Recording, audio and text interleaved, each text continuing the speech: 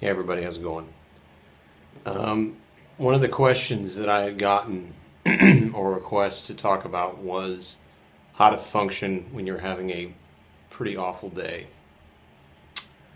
This gets into one I'll do another time, and I'm in the process of getting a site up, jasonpeterson.com, so there'll be some stuff you guys can download and things like that.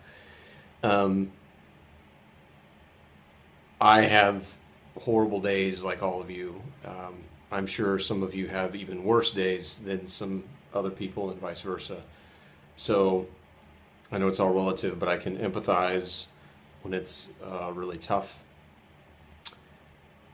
So the way I do this is I picked up a treatment kind of plan online that I'll link to. I can't remember the gal's name off the top of my head, but she has bipolar and she has kind of a thing that she helps people with in terms of a treatment. And this could apply to any illness. This doesn't just have to apply to bipolar. But the first thing is routine.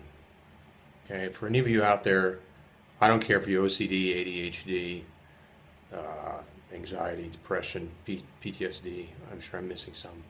Bipolar. Routine often can be a source of comfort. I know for me, having a routine, what I do at night, what I do in the mornings, helps kind of keep things sort of predictable and makes me feel like I kind of have control over something, even though I really don't. But that's something I would say that's really important, is sticking to your routine and trying not to go crazy and doing a bunch of weird stuff, trying to maybe stay a little conservative. So that's something that I do.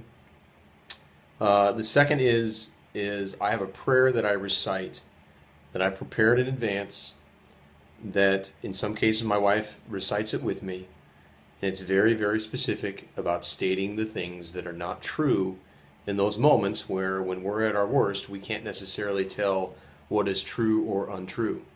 So that's really huge. So having this kind of like statements of truth that you can latch onto, that you can look at. It can be a prayer, but it's the idea is to jar you from your current situation so you stop grinding, obsessing, being compulsive, being anxious, whatever it is, and get yourself into a place where you start thinking clearly, or at least, paying attention to something else that's there.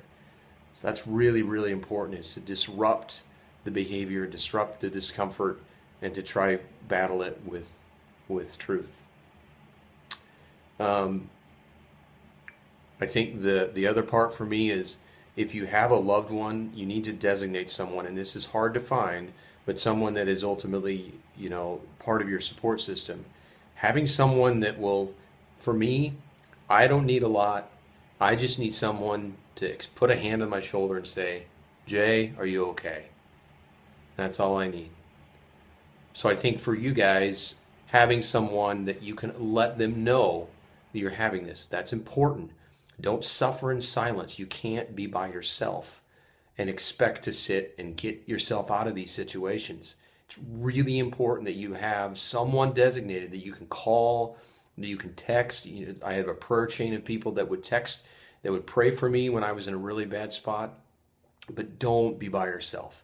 Because when we're by ourselves and we're not thinking clearly and thinking truthfully, that's when we can hurt ourselves and things can start happening that are nasty.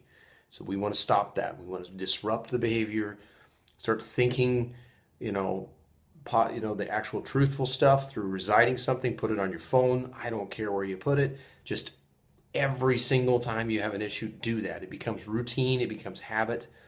And then make sure that you reach out to someone so they can at least pray for you or just check on you or whatever. I mean, look at what happened to Robin Williams. He was in the other room, for crying out loud, and his wife was there, and he thought she was okay, and he ended up committing suicide. So I'm telling you, we don't want to mess around, man. When we're by ourselves, that's not a good thing. It's not healthy. So that's my things I do. I will go into more of that stuff as far as like advice and that little treatment strategy I have. But for now, that's how I handle a low day. And anytime I deviate from that, I struggle. If I stick to that strategy, I stick to routine, I stick to reaching out to the people and the loved one that can support me, and I look at my pillars of truth or my prayer, that statement that is very specific about talking about me and what is true, how God loves me, how I'm a person of honor and of integrity and yada, yada, yada, stuff like that. Get that done. If you can't say that stuff, that's, got to work on that, because that's a big deal. I mean, that's part of it is it's probably hard to say some of those things good about yourself, but we got to do that, because if we don't think positive things about ourselves, there's no way we're going to get out of the muck and the mire when we're down there in the depths of despair. So there you go. God bless everybody. More to come. Again, check out, I've changed my stuff here, so jasonlylepeterson.com, or excuse me, my website's going to be soon, jasonpeterson.com, S-E-N. YouTube now is youtube.com/jasonlyle, L-Y-L-E, Peterson, P-E-T-E-R-S-E-N.com.